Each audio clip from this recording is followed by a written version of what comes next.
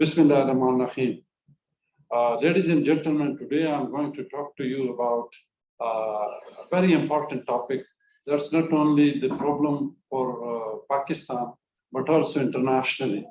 We work with international partners, and that is why can't we get people on merit, and when they're appointed, people complain. There are a lot of participants, those who complained and saying that there were issues in selection.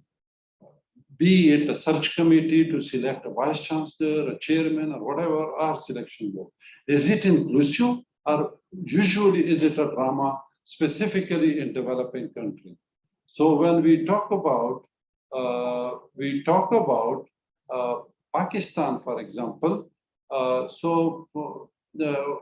you would see that there are committees that there is a perception about the committee that they are pre-decided candidates and they don't invest time on other candidates. And that gives a disappointment. A candidate goes for a couple of minutes inside. What's your name? Where do you come from? What is your class for qualification? And thank you very much. That leads to, people saying that they have already decided who's to select. So today I'm going to talk to you that the search committee have to be inclusive, because usually it is dominated by either the coordinator or whoever is the convener of the committee. He does it veto the whole process. Others are not included. He usually have a member as a cronies of the committee, and they go to decide about a candidate, whatever comes from the top notch. So that is a problem that I beg for, specifically Pakistan, that if they could try to have diversity and equity at the forefront while selecting candidates.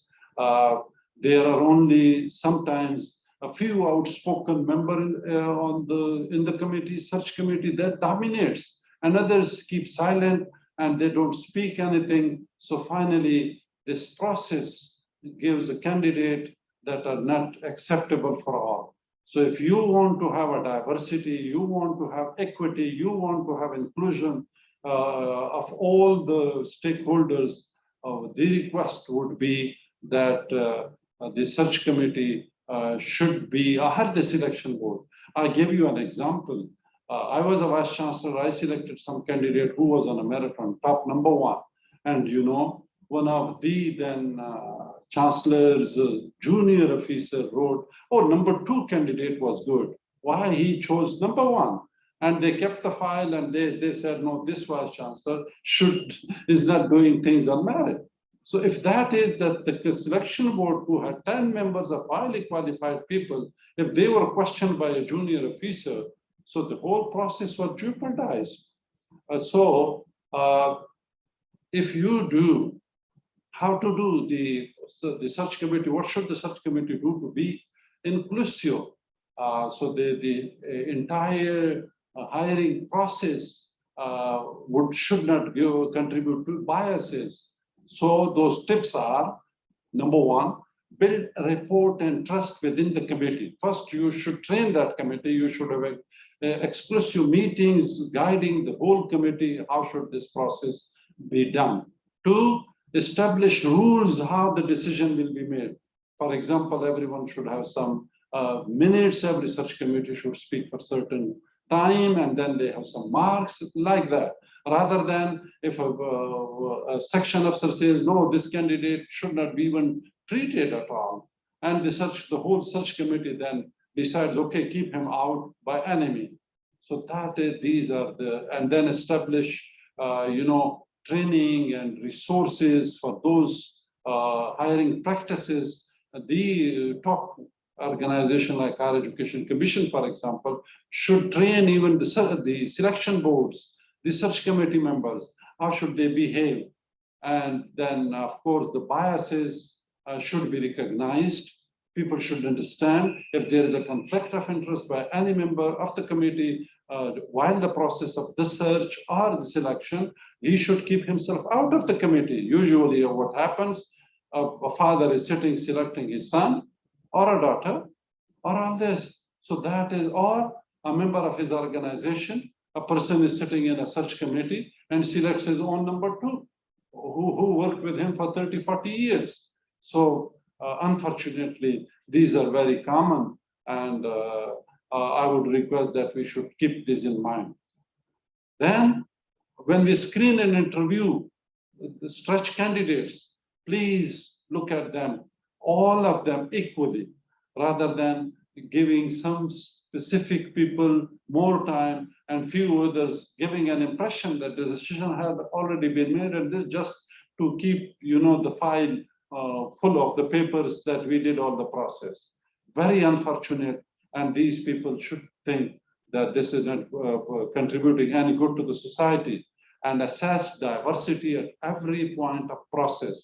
Give a chance to every kind of, irrespective of caste, color, religion, sect.